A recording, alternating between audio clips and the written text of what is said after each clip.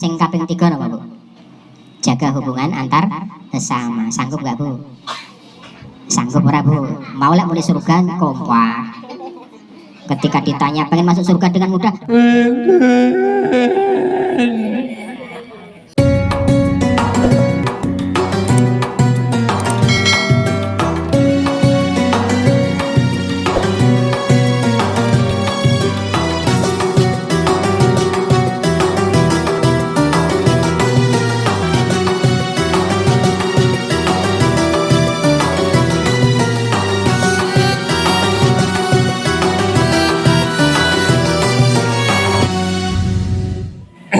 Assalamualaikum warahmatullahi wabarakatuh.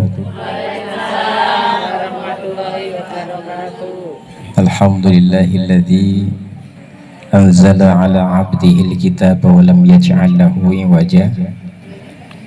Asyhadu an la ilaha illallah wa asyhadu anna Muhammadar Rasulullah.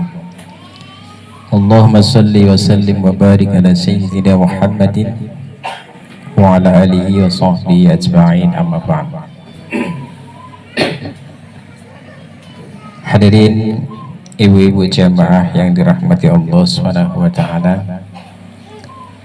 Langkah pertama kini menyampaikan bahwa mengingatkan kembali kita sebagai hamba yang semestinya untuk senantiasa bersyukur kepada Allah atas segala karunia yang selalu tercurah kepada kita semua, yang diantaranya Allah masih memberikan kita kesempatan hidup, sementara teman-teman kita sudah ada yang dipanggil oleh Allah lebih dulu. Kita hanya bisa mendoakan mudah-mudahan teman-teman kita yang sudah dipanggil oleh Allah mendapatkan tempat yang mulia di sisinya, amin. Dan semoga keluarga yang ditinggalkan bisa mengambil pelajaran hikmah sehingga menjadi orang-orang yang bertakwa kepada Allah Subhanahu wa taala, amin. Selanjutnya kita juga bersyukur kepada Allah, di samping diberikan kehidupan tapi juga hari ini kita diberikan kesehatan. Sehat semua Ibu? Sehat? Alhamdulillah. Ya, alhamdulillah. Mudah-mudahan batuknya lekas sembuh ya Bu. Ya, mudah-mudahan batuknya dinilai zikir ya. Ya. Kalau batuknya ikhlas itu dinilai zikir sama Allah. Ya. Astagfirullah. Jadi batuknya dinilai zikir kalau kita ikhlas. Dan yang lebih luar biasa lagi, di samping hidup sehat, Allah juga kumpulkan kita di tempat ini untuk satu tujuan, Bu. Satu tujuan, Bu. Ya, tujuan kita apa, Bu? Thalabul ilmi, yang mudah-mudahan jadi berkah ya Bu ya.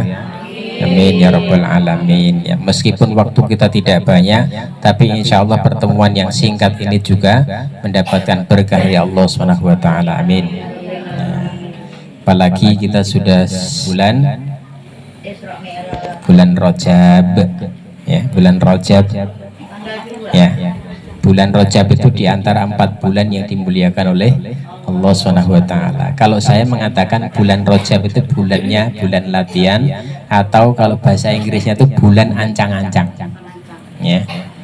Oh iya, bahasa Cina itu ya. Kalau yang pakai C itu bahasa Cina ya, ancang-ancang ya. Mustahil kalau orang mau mengikuti peserta lomba kok nggak latihan, mustahil ya Bu ya. Mesti latihan. Nah, bulan Rajab, kalau orang Jawa bilang Rajab ruah poso. Jadi ada Rajab ruah poso. 2 bulan ini adalah bulan latihan supaya nanti Ramadannya sukses. Maka kita diperintahkan sebagai umat Nabi Shallallahu Alaihi Wasallam mengencangkan ibadah kita. Sing maune seminggu pisan maca Quran, jadi seminggu gak usah kakek ping 7 wae. Ya, seminggu 7 kali. Ya. Istighfarnya juga dibanyakin, sholat sunahnya juga dijaga, sholat wajibnya juga dipelihara Bu. Sholat wajibnya ini yang harus tidak boleh kita lupakan Bu, sholat wajib ya, jangan disia-siakan. Sesibuk apapun kita, tiba waktu sholat harus, walaupun sampan di kongon rewang sibuk koyo ngopo di pasrai kon nyayur, sholat tinggal sih, ya pasrahnya sing lagi haid, ya. Sing haid kan ras sholat apa? Baik Ibu, waktu kita tidak banyak, kita langsung masuki ayat. Silakan buka surah Al-An'am. Ini bahasanya panjang Bu ya. Ini tentang kisah Nabi Ibrahim alaihissalam ya, dan ayahnya ya. Ayatnya 74 sampai 79. Niki mengke menawi cekap nggih kita telasaken, menawi mboten nggih dibagi mawon nggih. Silakan dibaca Ibu. Dan ingatlah ketika Ibrahim berkata kepada ayahnya Azar, pastikanlah engkau menjadikan berhala-berhala itu sebagai Tuhan. Sesungguhnya aku melihat engkau dan kaummu dan dalam kesesatan yang nyata. Dan demikianlah kami memperlihatkan kepada Ibrahim kekuasaan kami yang terhadap di langit dan di bumi, dan agar dia termasuk orang-orang yang yakin. Ketika malam telah menjadi gelap, dia Ibrahim melihat sebuah bintang, lalu dia berkata, inilah Tuhanku. Maka ketika bintang itu terbenam, dia berkata, aku tidak suka kepada yang terbenam.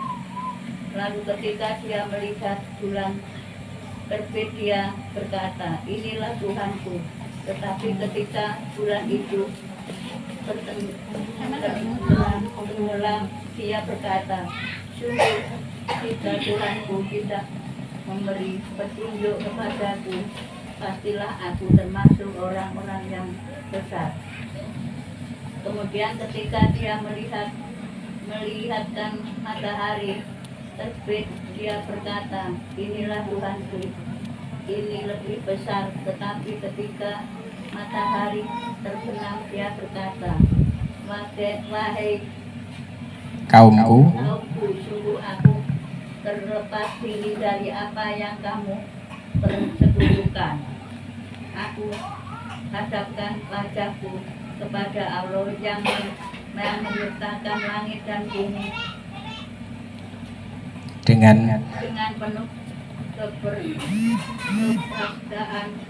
keperkasaan, mengetahui agama yang benar, dan aku bukanlah termasuk orang-orang yang musyrik. Ya, terima kasih. Ya. Jamaah rahimakumullah, di ayat yang ke-74 ya, Allah Subhanahu wa taala mengatakan, wa id qala Ibrahimu li abihi. Jadi, dan ingatlah ketika Ibrahim berkata kepada bapaknya. Jadi bapaknya yang bernama Azar, mengapa engkau mengambil berhala-berhala itu sebagai Tuhan? Sesungguhnya aku melihat kamu dan kaummu berada dalam kesesatan yang nyata. Hadirin, ini mengenai nama bapaknya Nabi Ibrahim. Ini para ulama ada ikhtilaf ya, perbedaan pendapat apakah dia bernama Azar atau bernama Tarik ya. Seperti yang dikemukakan oleh para ahli nasab. Ibnu Jarir berkata bahwa nama ayah Ibrahim yang benar adalah Azar ya. Kemudian Ibnu Jarir mengkompromikan pendapat bahwa ayah Ibrahim memiliki dua nama, seperti layaknya banyak orang yang memiliki dua nama. Ada nama asli, ada nama panggilan. Ibu punya nggak nama panggilan? Ada yang punya di sini nama panggilan selain nama asli? Ada ya? Ya ada ya. Oh Teteh ya. Teteh. Panggilan, nama panggilan akrab gitu ya. Dah.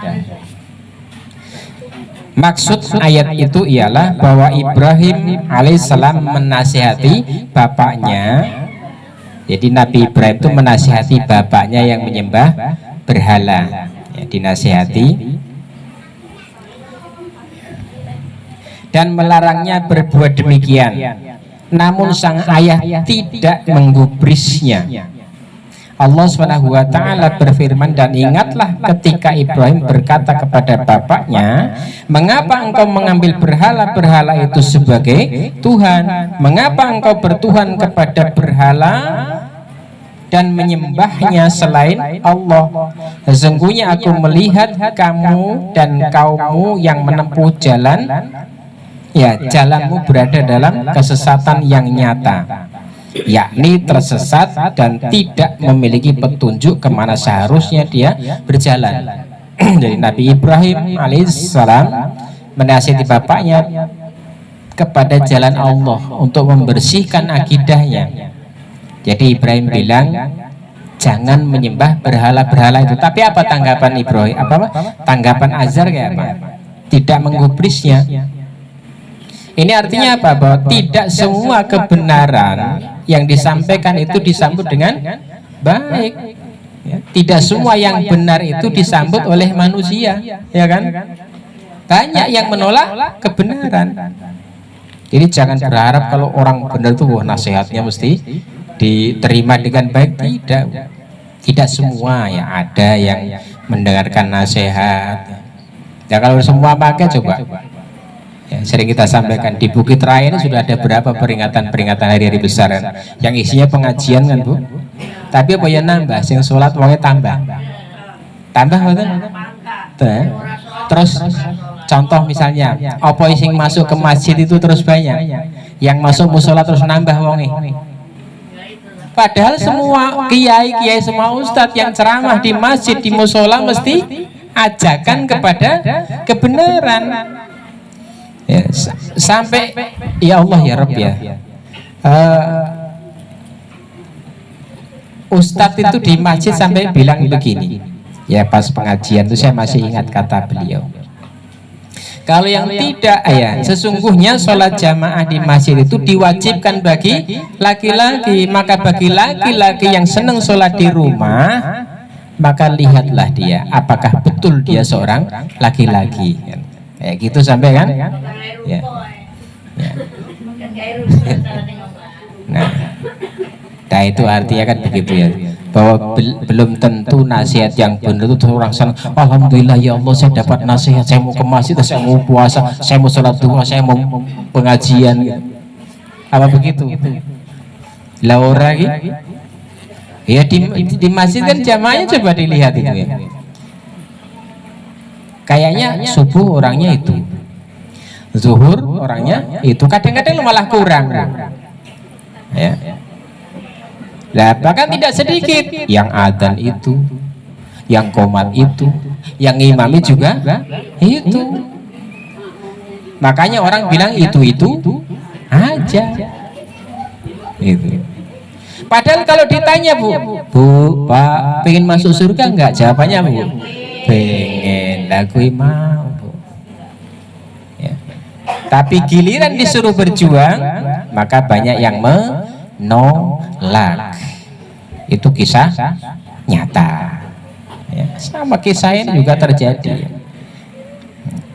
Nabi Ibrahim saking sayangnya menasihati ayahnya, dan ketika dia dinasihati, kenapa kamu menyembah Tuhan selain Allah, kenapa kamu menyembah berhala? Apa jawaban mereka Bu?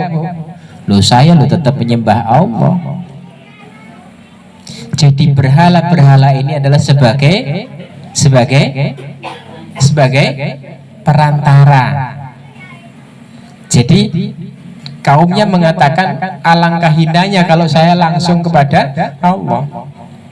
Ya sekarang pun manusia kan begitu, yang suka menyekutukan Allah, suka membuat tandingan-tandingan selain Allah. Ditanya, kan sering saya kritik ya di pengajian kayak gini, kadang-kadang kalau dulu tuh pas khutbah ya di pengajian sering saya membahas masalah yang kayak gini ya.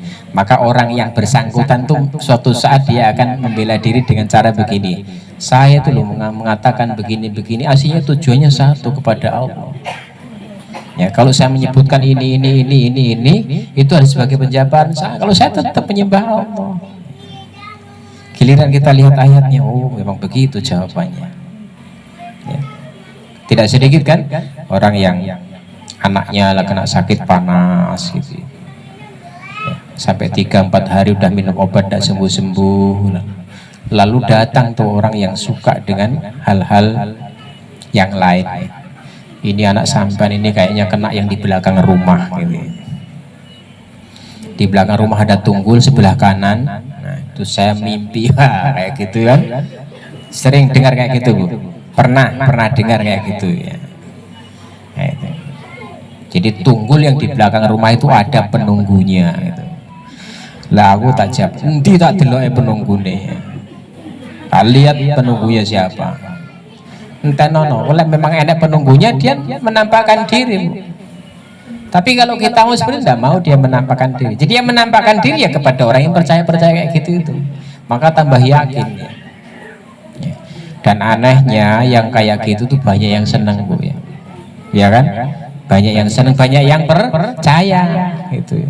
Maka disuruh kalau anak sampan mau sembuh tolong carikan ini ya. Apa yang disuruh cari, Bu?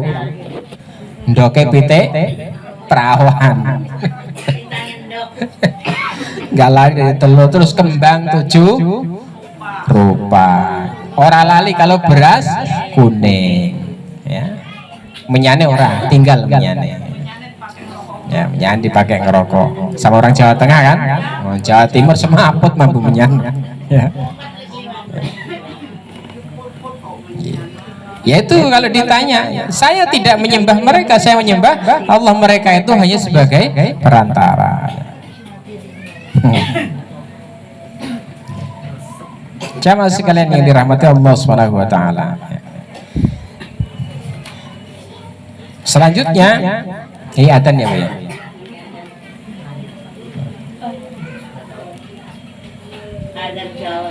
Ya. Jadi orang-orang yang menyekutukan Allah Subhanahu wa taala disebutkan adalah orang-orang yang tersesat dari jalan Allah Subhanahu wa taala. Ayat ini selaras dengan firman Allah Subhanahu wa taala, ceritakanlah wahai Muhammad kisah Ibrahim di dalam Alkitab ini. Sesungguhnya ia adalah seorang yang sangat membenarkan lagi seorang nabi. Ingatlah ketika ia berkata kepada bapaknya, wahai bapakku, mengapa engkau menyembah sesuatu yang tidak dapat mendengar, tidak melihat, dan tidak dapat menolong kamu sedikit pun. Wahai bapakku, sesungguhnya telah datang kepadaku sebagian ilmu pengetahuan yang tidak diberikan kepadamu, maka ikuti aku. Bu, perhatikan kalimatnya. Nabi Ibrahim tidak bilang sama ayah, Pak, saya ini nabi, saya ini seorang rasul, ikut aku, tapi tidak. Ya, aku adalah seorang yang diberi pengetahuan yang tidak diberikan kepadamu. Bijaksana sekali kalimatnya. Bapaknya, iya, ayahnya. Jadi ya orang tua yang durhaka sama anak ya ini. Ya. Diingatkan tidak bisa ya. Apa ada, dan ini pun akan ada di kehidupan sekarang itu ada orang yang diingatkan tidak mau, ada ditolak, jadi menolak kebenaran.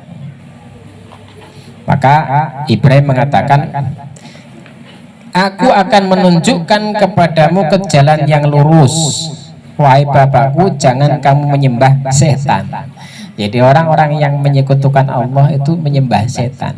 Kalau dalam kata lain, sembahan selain Allah itu disebut dengan tauhid.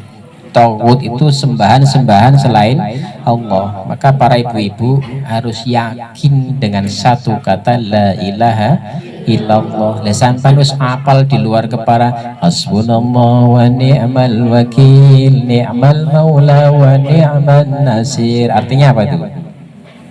Allah adalah sebaik-baik penolong dan Allah sebaik-baik lindung. Makanya biasanya kalau sudah hasbunallahu wa ni'mal wakil ni'mal maula wa ni'man nasir, sambungannya apa? La haula wala quwata illa billahil aliyil azim. Nggih mboten? Lah sing ngoten niku kudu diilmui, dibuktikan dalam kehidupan nyata. Ya, tidak hanya sekedar lisan. Supaya apa? Ini saya tanya Bu, mesti jawabannya kompak. Ibu pengen masuk surga dengan mudah? Pengen masuk surga dengan mudah Bu? Mesti jawabannya podo yakin pengen kabeh. Nah maka saya sebagai petugas dari pemerintah sana ya, ini akan ngasih tahu bagaimana masuk surga dengan cara yang mudah. Pengen tahu Bu? Setelah yang satu ini ya.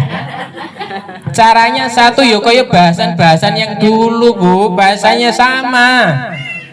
Satu, jaga akidah, jangan berbuat syirik sekecil apapun. Kalau ibu sakit, anaknya sakit, pas minum obatnya tidak ngomong ya Bu.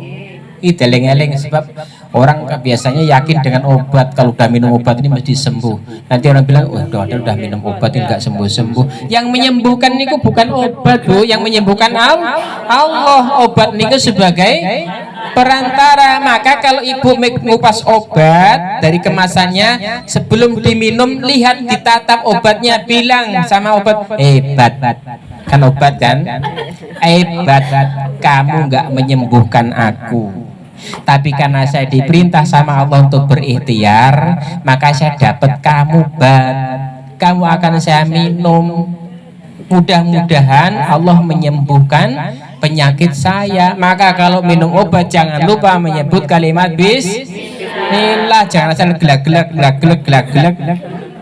Jangan kayak ibu-ibu di daerah Jerman itu ngombe obat itu adalah bismillah Bu, go tangan kiwa meneh. Beda kayak Khairunisa kan, yo tengen yo bismillah, ora cukup pisan ping telu malah bismillah. Bismillahirrahmanirrahim. Bismillahirrahmanirrahim. Bismillahirrahmanirrahim. Gelek. Delalah ora kelek-kelek. Banyune kelek obate keri. Waite ra umum. Ayo blokean. Ya, ada yang begitu. Ngalamin. Ya, saya dulu waktu kecil Bu sakit itu diloloh sama pisang Ambon Bu. Makanya saya tuh sempet belum lama saya mau makan pisang Ambon tuh.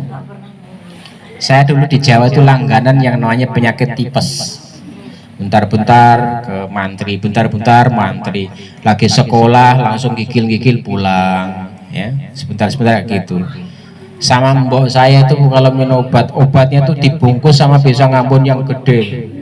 Diminum glek, pisangnya kelek, obatnya keri, muntah-muntah Bu. Piye nih? Saya ingat betul itu, nggak berkali-kali. Maka kalau sudah mau minum obat itu rasanya ngeri Bu. Obat itu kayak mengerikan ya. Lah piye pisangnya lek ngono gede, pisangnya kelek, obatnya terlambat di lidah. Lho piye? Kenapa? Ya. Padahal kalau kondangan tuh ngelek daging gede loh, kelek Bu. Obat cilik ora kelek Bu. Ya. Jadi syaratnya masuk surga dengan mudah adalah satu, dengan memurnikan akidah. Ya. Inna sholati wa nusuki wa mahyaya wa mamati lillahi rabbil alamin. Gusti Allah ukuran nomor 1. Yang kedua apa Bu? Yang kedua apa Bu? Masuk surga dengan mudah Bu. Tadi sudah diungkap, menjaga sholat 5 waktu. Masalahnya ada kisah gitu. Jadi saya menyampaikan ini bukan asal ya, ada kisah ya. Di dalam riwayat itu orangnya dekil Bu, biasa ya, ahli tahajud juga bukan, wis pokoknya nek wis nggo sarunge ngepir, klambine nglinting, songkoe menceng, tapi sama Allah dipersilahkan masuk surga Bu. Ya. Apa sebabnya? Dia itu selama hidup nggak pernah menyekutukan Allah Bu. Dosanya ketika ditampilkan itu catatan amalnya, betul ini perbuatanmu wahai fulan, betul ya Allah ini adalah perbuatan saya, inilah dosa-dosamu, betul. Setelah ditanya oleh Allah, dia mengakui semua perbuatannya. Apa kata Allah? Kamu kupersilahkan untuk masuk surga, semua ku ampuni dosa-dosamu. Padahal ning dunia ki ora dipandang wong Bu. Di dunia udah nggak dipandang orang. Ya, tidak dipandang kedua mata tapi dipandang sebelah mata. Tapi orang ini mendapatkan kasih sayang Allah yang luar biasa, Bu. Ya, dia memelihara sholat 5 waktunya. Dia sesibuk apapun pelihara sholat 5 waktu. Sampai lagi kerja sibuk kok koyo apa, pas sholat sholat. Sing kaping 3 napa, Bu? Jaga hubungan antar sesama. Sanggup nggak, Bu? Sanggup ora, Bu? Mau lek muni surga kompak. Ketika ditanya pengen masuk surga dengan mudah, giliran dikasih tahu terus sanggup nggak, Bu? Meneng kabeh abot menunjang. Tapi nggak ada syarat lain, Bu. Ini pokoknya kuwi lho, Bu. Ya. Lho kok malah delek-delek kayak kelangan duit sak miliar ngono. Iya, Bu. Lah kok delek-delek kayak kelangan duit sak miliar. Jaga hati, jadilah maaf, menahan marah. Ya, Ibu sudah pemaaf belum, Bu? Sudah pemaaf, Bu?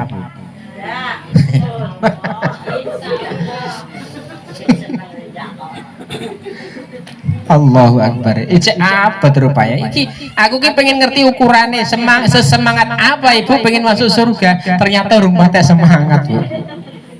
Ya. Rasanya cek koyo yo koyo ora. Iya betul. Siapa bilang yang menilai kita? Tapi ada usahanya kan? Ya betul kan yang menilai Allah kan. Tetapi sejauh mana semangat kita kan? Makanya secara lahir ya kita ditanya sanggup nggak, Bu?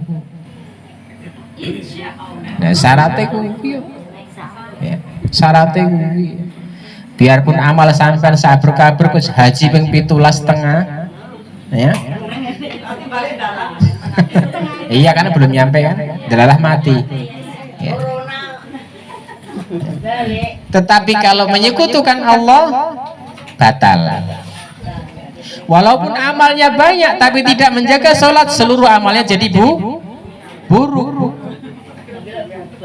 Meskipun banyak amalnya tapi banyak berbuat dolim kepada sesama manusia, maka akan termasuk orang yang muflis, bangkrut, pahalanya habis, diambil oleh orang-orang yang ketika di dunia disakiti. Kita jabar ke pisan, Bu. Sanggup kono ora yo? Ya seperti kisah Nabi Ibrahim tadi kan disampaikan kebenaran dong. Ya. Malah Nabi Ibrahim diseneni diusir ya ayat berikutnya. Ya. Kalau kamu tidak berhenti menasehatiku, kata bapaknya Ibrahim, maka akan aku rajam kamu. Akan dirajam. Dan silahkan kamu pergi yang jauh dari kehidupanku, kata bapaknya. Diusir, Bu. Jadi kebenaran yang disampaikan itu malah diusir. Anaknya bukan anak Dewi, anak Dae ya. Bukan anaknya Dewi. Ya. Diusir. Ya. Maka Nabi Ibrahim mengatakan, aku berlepas diri dari perbuatanmu dan aku berlepas diri dari dosa-dosa kesyirikan. Jadi berlepas diri dari ayahnya, berlepas diri dari perbuatannya. Tidak hanya berlepas diri dari ayah, tapi juga berlepas diri dari apa yang dilakukan oleh Nabi, oleh Azhar, oleh bapaknya tadi. Ibu-ibu jamaah yang dirahmati Allah SWT. Insya Allah kita akan lanjutkan di pertemuan yang akan datang. Ya. Tapi sebelum saya akhiri, saya akan simpulkan bahwa pertama, ya, akidah ini adalah sebagai pondasi semua amal. Sehebat apapun manusia dalam ketaatannya kepada Allah, tapi dia menyekutukan Allah SWT, maka di dalam ayat Allah mengatakan amal mereka seperti lumpur yang terletak di atas batu lalu tertimpa hujan lebat, bersih, tidak ada gunanya. Jadi amalan-amalan semuanya akan hilang.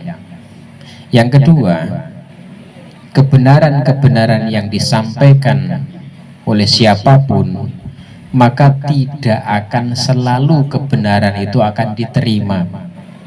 Ya. Jadi justru sebaliknya, kita sudah pengalamannya di Bukit Raya ini sudah dari tahun A sampai hampir Z ya.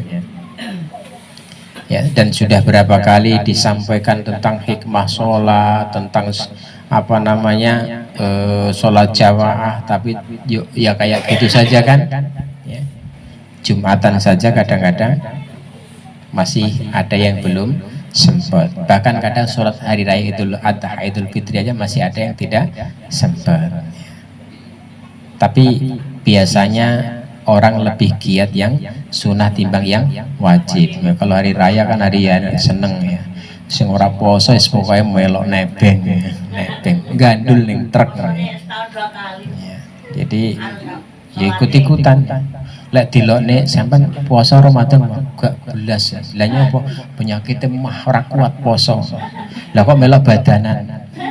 Lha bodoh kan wong Islam. Kalau kita bilang sampean lho nebeng mesti lara ati. Nesu nebeng ora poso ora dibodoh nesu sih. Ya, padahal ki nyoto sini. Lah wong ora nandur arep panen berarti kan nyolong. Iya nyolong. Lah apa men bahasane? Nyuri to. Ya wong nebeng nggak punya truk nebeng nggak apa-apa ya. Tapi kalau sudah nyolong beda lagi halnya. Selanjutnya Allah SWT tidak menuntut amal kita ini banyak. Yang penting seperti yang saya sampaikan tadi ya. Jagalah sholat 5 waktu, jagalah akidahnya. Semua hidup kita hanya pasrah kepada Allah. Ini kan di akhir ayat yang kita bahas tadi kan bahasanya Pak, ini wajah tuh wajhiya lilladzi fattaras samawati wal arda hanifan muslima wa ma ana minal musyrikin. Ini artinya kan aku hadapkan wajahku ini kepada Tuhan yang menciptakan langit dan bumi, bukan yang lain ya. Karena semua yang dijadikan sebagai tandingan selain Allah itu adalah makhluk ciptaan Allah yang tidak bisa mendatangkan manfaat dan tidak juga bisa mendatangkan mudarat ya. Jadi semua itu berasal dari Allah. Makanya dosa syirik itu disebut dengan dalam Al-Quran inna syirka la dzulmun adzim. Dosa syirik itu dosa yang sangat besar, dan salah satu kemurkaan Allah di muka bumi ini terjadinya banyak bencana adalah satu karena banyak manusia yang menyekutukan Allah, seperti yang terjadi di Palu tahun yang lalu. Itu karena penduduknya banyak menyekutukan Allah. Sama kayak ibu diselingkuhi mesti murka. Coba kalau sampai melihat pasangan hidupnya gandeng atau terdengar baru krungu tok fitnahnya sampai wis kobar artinya apa meneh melihat dengan nyata. Ini Allah yang menciptakan segala, yang memelihara alam, lah kok kita malah menyembah ciptaannya. Orang murka konti ya. Ya mudah-mudahan Allah SWT menjaga iman dan takwa kita dari kesyirikan. Semoga Allah jaga hati kita dari sifat-sifat iri, dengki, hasad, sombong, dan semoga Allah pelihara kita dengan iman dan takwa sampai akhir hayat kita. Amin ya rabbal alamin.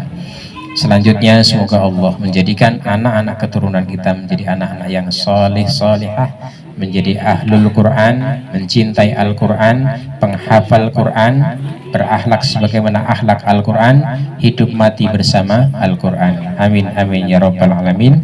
Subhana rabbika rabbil izzati amma yasifun wa salamun alal mursalin walhamdulillahi rabbil alamin. Terima kasih atas perhatiannya. Mohon maaf Ibu kalau ada kesalahan kata. Subhanallah wa bihamdika asyhadu an la ilaha illa anta astaghfiruka wa atubu ilaik.